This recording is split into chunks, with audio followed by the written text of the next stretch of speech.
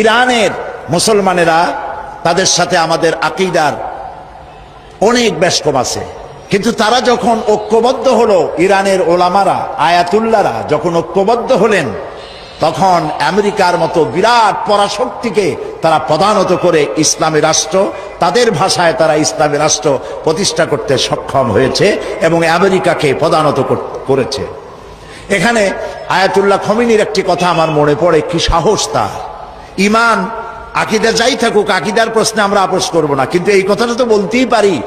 যখন আমেরিকা তাকে বলেছিল যে আমার দূতাবাস থেকে যে 56 জনকে গ্রেফতার করা হয়েছে আমেরিকান, এদেরকে ছেড়ে দাও, তা না হলে তোমার খাদ্য রসদ আমেরিকা থেকে যত সাহায্য যায় সব বন্ধ করে দেওয়া হবে।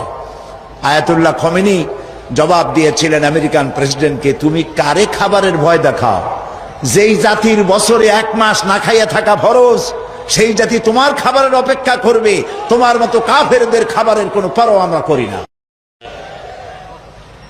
মুসলমানেরা যখন ঐক্যবদ্ধ হয়েছিলেন, আল্লাহ তাদেরকে বিজয় দান করেছিলেন। সেখানে ঐক্যবদ্ধ হওয়ার জন্য আসুন তাওহীদের উপর ঐক্যবদ্ধ হই, খাতমে নবুয়তের আকীদার উপর ঐক্যবদ্ধ হই, শিরক এবং বেদাতের বিরুদ্ধে কথা বলি, একই সুরে বলি, একসাথে বলি, জীবনকে বাজি রেখে বলি। আল্লাহ তাআলা তৌফিক আমাদেরকে দান করুন।